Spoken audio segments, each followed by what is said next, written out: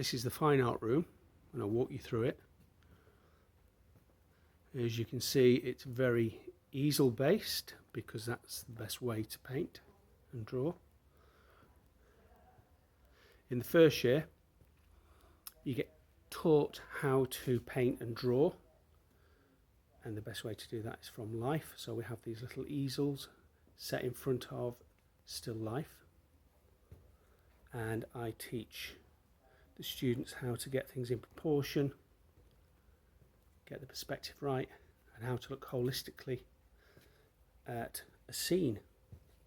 So here we've got what we call, sometimes referred to as a measured drawing, but we don't measure anything in terms of numbers.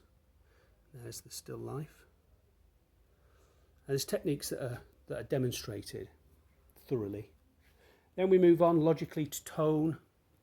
Again with the still life, some sort of old tonal drawings there from observation. Some are from the photograph because we will be working from the photograph. So line, tone, then colour. You get taught how to use colour. There's no mystery in this room.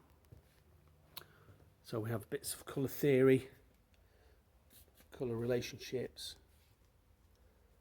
how to control colour properties, how to make them darker without adding black, how to make greys and whites without using black and white, how to mute colour, how to control your palette, how to work from the photograph if and when you get bored of a still life. Got our artists that we like. There's no set style. Students are encouraged to develop their own ideas, pursue their own artists with consultation with me. So there's your straightforward painting. There's a colour painting, very old-fashioned. Students then might want to move away and start looking at portraiture. There's an example there. But directly after working from still life and trying to get things very, very accurate, we start looking at abstraction. So some people might like this more. Some examples of abstraction, looking at synthetic cubism, looking at composition more importantly, and different types of colour harmonies and contrasts. Learning how to write about art. There's an example of a sketchbook. Artist analysis, little golden section gauge there to look at mathematical proportions of a painting if it's appropriate. Example of thumbnail sketches that you'd use to work out your next painting, explore compositions and subject matter. There you go. So line, tone, proportion, colour. There's a nice little semi-abstract picture based on synthetic cubism.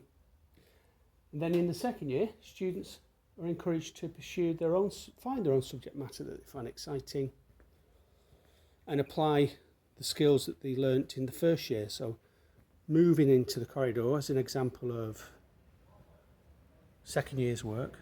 So you can see it's a mixed bag. Portraiture, of course, figure composition, street scenes.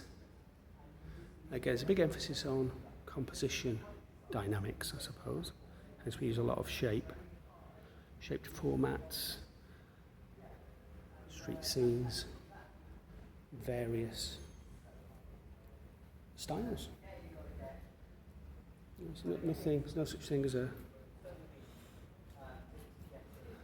a good subject matter. Everything's interesting. You've got to just paint it well.